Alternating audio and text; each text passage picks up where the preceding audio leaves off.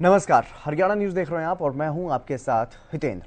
बारिश जारी है, आफत भारी है क्योंकि अब सर्दियों का मौसम दस्तक देने ही वाला है। लेकिन बारिश का आलम देख करके ऐसा लग रहा है मानो बरसात इतनी आसानी से पीछा नहीं छोड़ने वाली।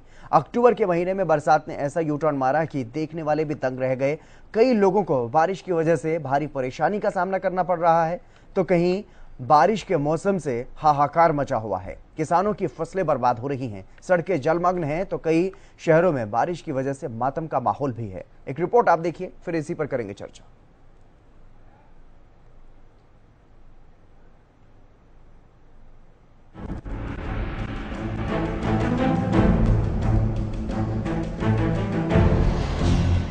भारी बारिश भरा तालाब, जब एक साथ फूटा दुखों का सैलाब। बरसाती तालाब बना मौत का कुआं। मानसून के आखिरी दौर में मौसम ने ऐसा यू टर्न मारा कि देखने वाले बुरी तरह से सहम गए। मानसून के आखिरी दौर में आसमान से बरसता पानी कई लोगों की मौत साथ लेकर के बरसा है। ऐसा हम इसलिए कह रहे हैं क्योंकि गुरुग्राम के सेक्टर 111 में जब बारिश के पानी के कारण तालाब का जलस्तर बढ़ा तो पास ही के कुछ बच्चे तालाब में नहाने के लिए उतरे। अभी बच्चे तालाब में नहाते हुए एक दूसरे के साथ मस्ती कर ही रहे थे कि एक के बाद एक कर 6 बच्चों की मौत हो गई। बच्चे काल के मुंह में समा गए। रेस्क्यू अभियान भी चलाया गया, लेकिन अंधेरा होने की वजह से कड़ी मशक्कत के बाद बच्चों के शव बरामद हुए। गुरुग्राम में 6 बच्चों की एक साथ बारिश के पानी के कारण मौत हुई तो फरीदाबाद से भी बारिश के कारण एक और बुरी खबर सामने आई। फरीदाबाद जिले में उपेंद्र तिवारी नाम का शख्स वैसे तो ऑफिस से अपने घर के लिए निकला था, लेकिन जब पूरी रात उपेंद्र तिवारी अपने घर नहीं लौटा तो सुबह उपेंद्र तिवारी की तलाश शुरू की गई। पता चला कि रात को बारिश के पानी के कारण हादसे का शिकार हो गया और हादसे में उपेंद्र तिवारी की भी डूबकर मौत हो गई। अब आसमान से बरसती आफत के कारण न सिर्फ लोगों की जान गई है बल्कि किसानों को भी भारी नुकसान हुआ है। मंडियों में किसानों का धान बुरी तरह से भीग गया। किसानों की महीनों की मेहनत चंद घंटों में पानी पानी हो गई। झज्जर जिले में किसानों की फसलें बर्बाद होने के बाद पूर्व शिक्षा मंत्री गीता भुक्कल अनाज मंडी पहुंची। दिखाया और मंडी की जो बद से बदतर हालत है और सबसे ज्यादा व्यवस्था की बहुत ज्यादा बुरी हालत है। बारिश हो रही है लेकिन बारिश तो पता ही चला है कि होगी। सारी की सारी मंडी जो है वो पानी से भरी पड़ी है और जो बाजरा यहाँ पर आ चुका था वो पूरा पूरी तरह से फूट चुका है और उसके अलावा बारिश की वजह से और गंदा पानी आने की वजह से उसमें पूरी तरह से बदबू आ रही है। अब जो किसान जिसका तो पास से बाजरा आ गया और वो तो यहाँ पर डालकर चला गया, सीधा सीधा नुकसान इसमें आढ़ती को भी है। दूसरी बात, सरकार ने बार बार ये कहा था कि पहले कहा था कि 72 घंटे के अंदर अंदर हम लोग जो है किसान को पेमेंट कर देंगे, फिर कहा था कि 42 घंटे के अंदर अंदर कर दी जाएगी कि 72 नहीं। आज तक भी किसानों को इसकी पेमेंट नहीं मिल रही है। मौसम की मार के सामने सिस्टम से लेकर आम आदमी सब लाचार हैं। अब आसमान से बरसती इस आफत की बारिश पर तो काबू नहीं पाया जा सकता, लेकिन बारिश के बाद जो हालात बनते हैं उनसे सही इंतजाम करवा करके जरूर बचा जा सकता है। फरीदाबाद से राजेंद्र दहिया, गुरुग्राम से संजय राठौर के साथ झज्जर से रमाकांत की रिपोर्ट, हरियाणा न्यूज। तो बारिश जारी है और आफत भारी है, इसी पर चर्चा करेंगे। हमारे साथ कुछ खास मेहमान भी जुड़ गए हैं और गुरजीत सिंह मान हैं, एग्रीकल्चर एक्सपर्ट हैं, और डॉक्टर चंद्रमोहन हैं, मौसम विशेषज्ञ हैं। संजय राठौर हमारे संवाददाता हमारे साथ जुड़ गए हैं गुरुग्राम से। गुरजीत जी और चंद्रमोहन जी, आपका स्वागत है हरियाणा न्यूज़ पर। सबसे पहले मैं रुक करूंगा संजय का। संजय हमारे संवाददाता गुरुग्राम से। संजय, फिलहाल क्या कुछ ताजा जानकारी गुरुग्राम में बारिश के अलर्ट को लेकर के, और जो हादसा हुआ, एक दर्दनाक हादसा जिसकी वजह से 6 बच्चे मौत के मुंह में समा गए।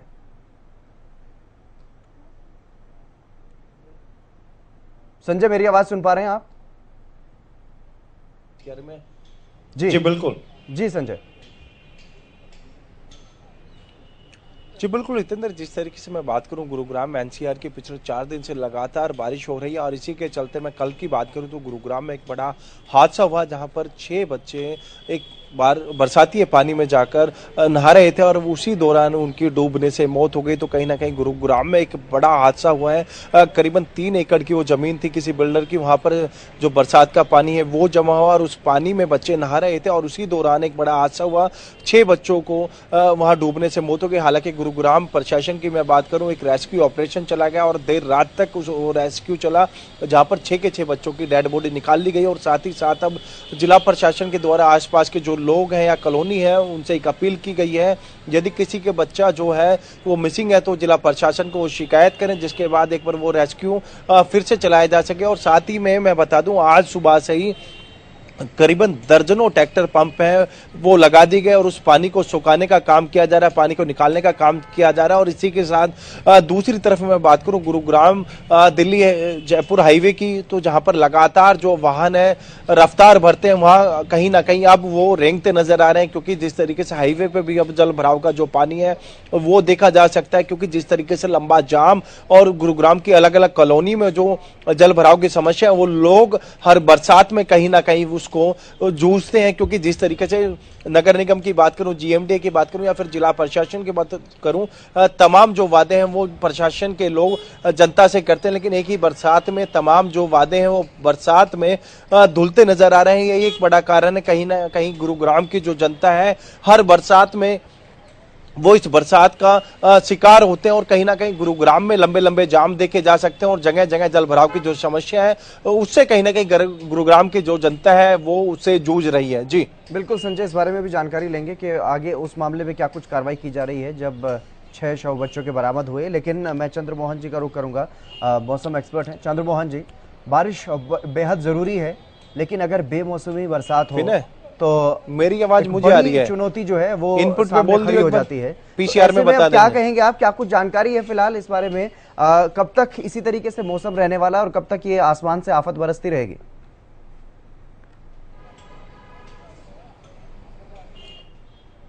चंद्रमोहन जी। हाँ जी, 30 हेलो जी जी, आपकी आवाज आ रही है सर। हाँ, 30 जून को यहाँ मानसून की आगमन हो गया था हमारे हरियाणा, एनसीआर, दिल्ली में जी। और उसके बाद जुलाई में मानसून सामान्य से ऊपर रहा और अगस्त और सितंबर में मानसून हमारा सामान्य से नीचे जो था, परंतु वो धीरे धीरे होकर उसमें गिरावट आ गई, तो जिसकी वजह से हमारा कई जिलों में डेफिशिएंसी हो गई थी। परंतु पिछली बार जो 19 सितंबर को एक लो प्रेशर एरिया बंगाल की खाड़ी में बना, उसकी वजह से 21, 22 और 23 तारीख को पूरे हरियाणा में मानसून की जो डेफिशिएंसी चली हुई थी वो पूरी हो गई और अब मानसून वापसी भी हो गया था 30 सितंबर को, परंतु एक और लो प्रेशर एरिया बना बंगाल की खाड़ी में 3 तारीख को और वो धीरे धीरे उड़ीसा, छत्तीसगढ़, मध्य प्रदेश से होता हुआ पूर्वी राजस्थान और हरियाणा पर एक चक्रवातीय सर्कुलेशन बना, जिसकी वजह से अब लगातार 7, 8 और 9 तारीख को लगातार बारिश की गतिविधियां देखी जा रही है। पूरे इलाके में बादलों का डेरा जमा हुआ है और आज सुबह भी जिला महेंद्रगढ़ में, उड़गावा में काफी जगह हल्की बारिश देखी गई और ये बारिश का जो सिलसिला है कल भी ऐसे ही रहेगा जी। और उसके बाद ये जो मौसमी सिस्टम प्रणाली है ये उत्तर प्रदेश से होती हुई रिकर्व होकर उत्तराखंड से होती हुई पर्वतीय क्षेत्रों की तरफ चली जाएगी। तो 13 तारीख, 12 तारीख और 13 तारीख को एक वेस्टर्न डिस्टर्बेंस भी है, जिसकी वजह से जो हमारे उत्तरी जिले हैं जिसमें अंबाला, पंचकुला, साथ में कुरुक्षेत्र, करनाल तक बारिश की गतिविधियां देखी जाएंगी और बाकी शेष हरियाणा में बिखराव वाली बारिश की स्थितियां देखी जाएंगी। जी, गुरजीत सिंह जी भी हमारे साथ हैं, एग्रीकल्चर एक्सपर्ट हैं। गुरजीत सिंह जी, क्योंकि जिस तरीके से ये बेमौसमी बरसात हो रही है, चंद्रमोहन जी भी बता रहे हैं कि अभी और भी इसी तरीके से रहने वाला है मामला, क्योंकि कल भी मौसम खराब रहने वाला है, 12-13 को भी वो बता रहे हैं कि डिस्टर्बेंस रहेगा और अभी तक भी काफी कोहराम जो है वो देखने को मिला है। बारिश की वजह से काफी हाहाकार जो है वो होता हुआ दिखाई दे रहा है, फसलें बर्बाद हो रही हैं, किसान परेशान हो रहे हैं, मंडियों में भी जिस तरीके की परेशानी है वो सब तस्वीरें सामने आ ही रही हैं। क्या समझ रहे हैं, किस तरीके से इस बारिश को देख रहे हैं, क्या कुछ आकलन फिलहाल कृषि विभाग की तरफ से किया जा रहा है?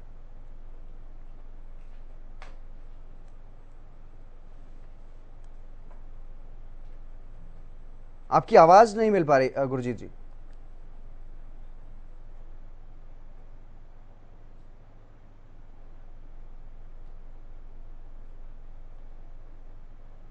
जी मैं गुरजीत जी आऊंगा आपके पास। आवाज में कुछ प्रॉब्लम है, लेकिन जितेंद्र का रुख करेंगे। जितेंद्र, क्या कुछ जानकारी है फिलहाल, क्योंकि लगातार जिस तरीके से बारिश की वजह से काफी परेशानियों का सामना करना पड़ रहा है किसानों को भी, और तमाम जो इस तरीके की तस्वीरें सामने आ रही हैं जिससे जनजीवन अस्त व्यस्त है, और वहीं एक मौत की भी खबर जो है वो सामने आई फरीदाबाद से बारिश की वजह से ही। तो फिलहाल क्या कुछ ताजा जानकारी मौसम को लेकर? बिल्कुल हितेंद्र, मैं आपको बता देता जिस तरह से लगातार बरसात फरीदाबाद में लगातार 3 दिन से हो रही है, तो कहीं ना कहीं जो किसान है त्राही मचा रहे हैं लेकर बरसात को। उनके जो फसल है उनपे बरसात के चलते पूरे खेतों में पानी भर गया, जिससे कि उनकी फसल वो लेट गई है, और कहीं ना कहीं जो किसान को काफी परेशानी का सामना उन्हें करना पड़ रहा है। तो कुछ किसान हमारे साथ भी, उनसे बातचीत करने की कोशिश करिए किसानों से। क्या नाम है जी आपका? गंगालाल भनक। गंगालाल जी, कितनी परेशानी का सामना करना पड़ रहा है? बहुत ज्यादा करने पड़ रहे हैं। कबरी फसल खराब है, हमारे भनकपुर में कबरी फसल खराब है, और करनेरा, सिकराना, लदियापुर, ये 5-4 गांव बिल्कुल खराब है। कितना भारी नुकसान देखने को मिला है आपको? नुकसान 90% है। 90%? हाँ जी। क्या चाहते हो? अरे हमें कैसे में मिल जाए तो बालक पड़ जाए, और कहाँ है गुजारो हो जाए। अरे हो 2000 बिक रहा हो, 2000 का धान बिक रहा है। तो धान में तो नमी आ गई होगी अब तो बरसात के चलते? नमी तो है, पर भाव तो कुछ न मिल रहा है, को सेहत में अच्छी कर रहा है। तो कहने के हितेंद्र, जो किसान है काफी परेशान है, और भी किसान हमारे साथ, उनसे बातचीत करने का कोशिश करेंगे। क्या नाम है? जितेंद्र जी। जितेंद्र, कहाँ से आए? भनकपुर से। भनकपुर से। कितनी परेशानी का सामना करना पड़ता है? सर, हमको परेशानी का काफी सामना करना पड़ता है। हमको 4 दिन यहाँ पे मंडी में पड़े हुए हो गए। जिन भाइयों के धान अब फिलहाल बरसात में भी आ रहे हैं, वो 2800 और 2900 के बीच में जा रहे हैं, और जिनके हालात देखते हुए आड़ती हमको 2000 या 1900 का भाव 1509 का दे रहा है। हमें सरकार से यही उम्मीद है, मनोहर लाल जी से, मुख्यमंत्री जी से, हमें मुआवजे का कुछ ध्यान रखें। जिम्मेदार आदमी है, कुछ हमारी मांग देख के हरियाणा सरकार से यही रिक्वेस्ट है।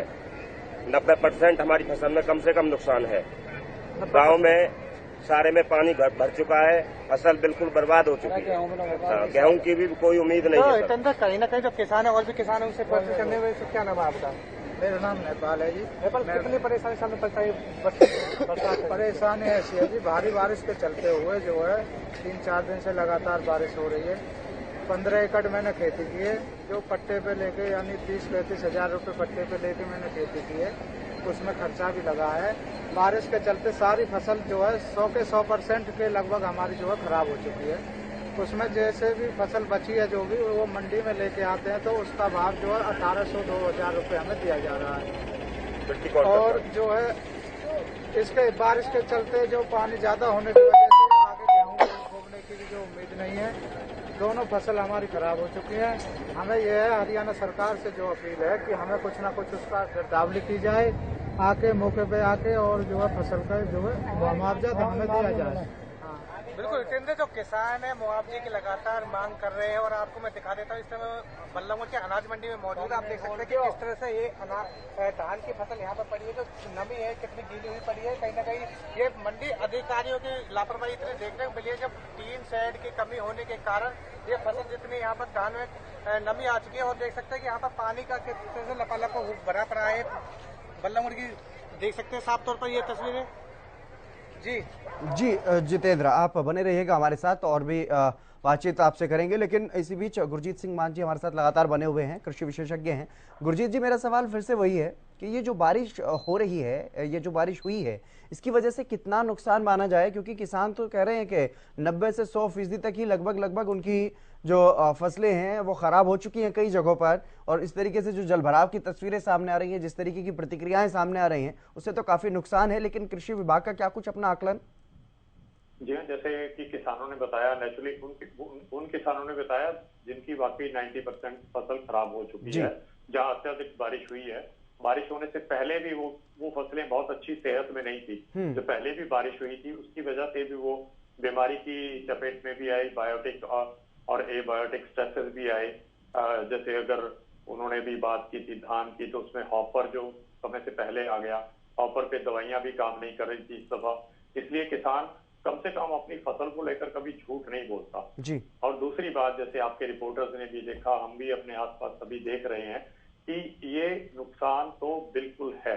इस पे सरकार को भी शक शुबा करने की बजाय त्वरित कार्रवाई करनी चाहिए, बजाय इसको देखने के कि वाकई नुकसान हुआ है या नहीं। कई बार सरकार और सरकार का प्रशासनिक जो सिस्टम है इन बातों में उलझ करके रह जाता है कि क्या किसान का नुकसान हुआ है, अगर किसी ने नहीं बताया तो उसका नुकसान नहीं हुआ। इन सिस्टम्स में ये त्रुटियां हैं। जैसे चाहे अभी एक नया पोर्टल शुरू किया था फसल क्षतिपूर्ति, उसको केवल 72 आवर्स दिए गए थे, बीच में छुट्टियां भी पड़ती थी।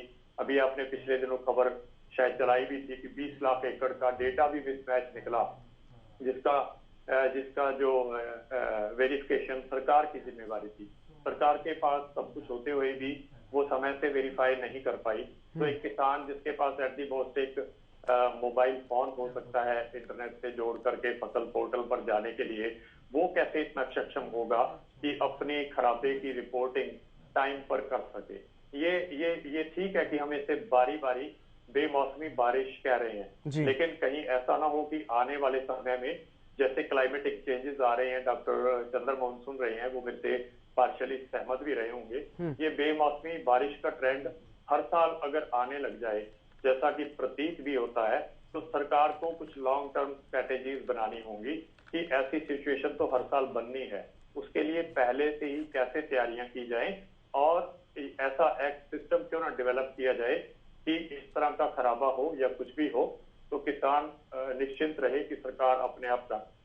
लेकिन गुरजीत जी अगर इसी तरीके से होगा कि फसल पक गई, मेहनत की कई महीनों तक किसानों ने, लेकिन इससे तो ये भी जो आप संकेत बता रहे हैं कि अगर मौसम इस तरीके से बदलता है तो फसल चक्र भी बदल जाएगा, फसलों की बुआई का और कटाई का समय भी बदलना पड़ेगा। अभी क्योंकि हमारे पास फसल विविधीकरण की बातें बहुत हैं, लेकिन सूटेबल फसलें अभी नहीं है। कुल मिलाकर किसान को घूम फिर कर गेहूं और चावल या गेहूं और कॉटन के साइकिल पर ही आना पड़ता है, क्योंकि बाकी फसलें एकदम से ऐसी नहीं है कि हर साल उनकी जो पैदावार एकदम से सही हो। उसमें सीड टेक्नोलॉजी का बहुत बड़ा रोल है। अगर विकसित देशों की बात करें तो वह जेनेटिकली मॉडिफाइड जो फसलें हैं वो उनकी संख्या 32 हो चुकी है और भारत में केवल एक ही है बीटी कॉटन, वो भी बीटी स्टेज 2 पर रुक गया है। ये तो हालांकि केंद्रीय सरकार का मामला है कि जो फसलें उन देशों के किसान बिजाई कर पाते हैं जिनमें हर तरह की टॉलरेंस भी है, ड्रॉट टॉलरेंस भी है, इसको बारिश को भी टॉलरेट कर लेती हैं, बहुत सारी कीड़े मकोड़ों से भी लड़ने की क्षमता है। वहां पे जिस तरह की हम बेमौसमी बारिश की बात करते हैं तो अमेरिका, कनाडा, ऑस्ट्रेलिया में तो बारिशें होती रहती हैं, उसके दौरान ही उनकी फसलों की हर तरह की कार्रवाई होती है। उनकी मंडीकरण तो नहीं, जो भी उनका मार्केट्स होती हैं उनमें भी बड़े बड़े ड्रायर सिस्टम्स हैं। जैसे अभी एक किसान रो रहे थे कि अब हम फसल लेकर तो आ गए हैं लेकिन भीग गई, किसान का दोष तो है नहीं, लेकिन मंडी के पास भी ऐसी कोई सुविधा या प्रक्रिया नहीं है जहां अगर मॉइस्चर है तो वो बड़े बड़े ड्रायर केनिया में भी हैं कि उनको ड्राई करने का अपने बल पर मार्केट फीस बहुत बड़ी इकट्ठी होती है, लेकिन उसका खर्चा कहीं इस तरह की टेक्नोलॉजी में क्यों नहीं देखने को मिलता। बिल्कुल, अपने आप में कई बड़े सवाल हैं, लेकिन जो बात आपने उठाई है उसके बारे में जानकारी ले लेते हैं चंद्रमोहन जी से। चंद्रमोहन जी, क्या आप सहमत हैं गुरजीत सिंह की बात से, जो वो कह रहे थे कि क्लाइमेट चेंज की वजह से शायद अब ये अगर हर बार ऐसा होने लगता है तो ये बेमौसमी नहीं बल्कि मौसमी बन जाएगी इस तरीके से जो बारिश होती है? बिल्कुल, मैं गुरजीत जी की बात से सहमत हूं, क्योंकि हम पिछले कई सालों से देख रहे हैं कि जैसे अभी पिछले साल या हम इसी साल की बात करें कि मार्च में ही बहुत जो तेज सर्दी हो रही थी, परंतु मार्च के मिड में ही जो बसंत ऋतु है वो देखने को नहीं मिली और गर्मी स्टार्ट हो गई थी। और उसके बाद जो बारिश का जो सिस्टम है वो तो बिल्कुल टाइम पर आया, परंतु अब सर्दियां भी बहुत जल्दी स्टार्ट हो जाएंगी। तो हमारा जो मौसमी चक्र है उसमें कहीं ना कहीं क्लाइमेट चेंज का जरूर प्रभाव पड़ रहा है। तो हमें मौसमी प्रणाली के साथ साथ हमें अपना फसली प्रणाली भी थोड़ा सा 10-15 दिन आगे सरकाना पड़ेगा, जिसकी वजह से ये, परंतु क्योंकि जितनी भी मौसम संबंधी जो घटनाएं होती हैं वो कोई कहकर नहीं आती। हमें पता है कि जो किसान है उसका सारा का सारा सिस्टम खुले में रहता है, कभी ओले आ जाते हैं, कभी तूफान आ जाता है, कभी बारिश आ जाती है, बेमौसमी बारिश आ जाती है। तो इस प्रकार से कहीं ना कहीं अगर अब कटाई भी हो गई समय पर और कटाई होने के बाद मंडी पर भी चला गया सामान, परंतु अब जो सिस्टम होने चाहिए, जो अभी गुरजीत जी ने बताया, वो सिस्टम अगर हो तो उससे हमारे किसानों को कम से कम नुकसान हो सके।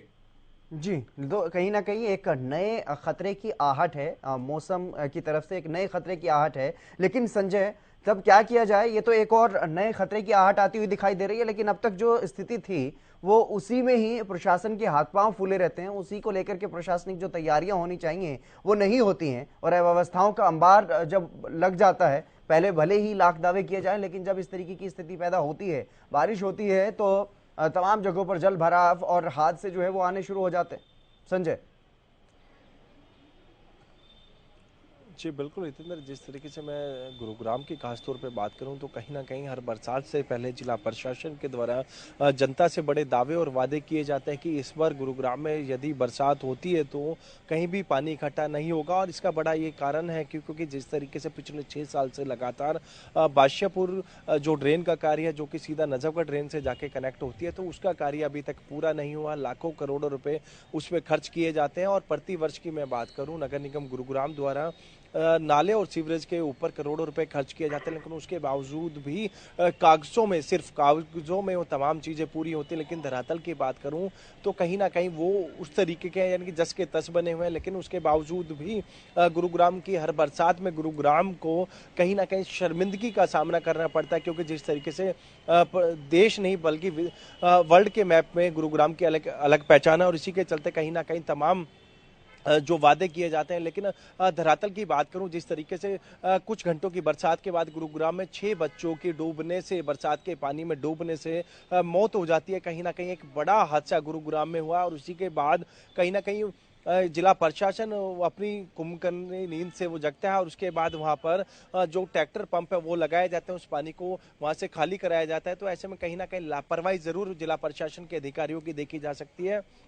और गुरुग्राम के दिल्ली जयपुर हाईवे की बात करूं, कहीं ना कहीं वहां पर भी लंबा जाम, घंटों जामों में जिस हाईवे के ऊपर जो वाहन है वो रफ्तार भरते हैं, कहीं ना कहीं वो रैंकते नजर आते हैं। और गुरुग्राम के सेक्टर 34 की बात करूं, जो कि गुरुग्राम नगर निगम का कार्यालय, उसके अंदर भी 2 से 3 फीट जो पानी भर जाता है हर बरसात में। तो कहीं ना कहीं जिस नगर निगम गुरुग्राम के ऊपर पूरे जिले की जिम्मेवारी है, लेकिन उसी के अंदर जब पानी भर जाता है तो ऐसे में कहीं ना कहीं जो अधिकारी हैं उनके ऊपर एक बड़ा सवाल निशान खड़ा होता है।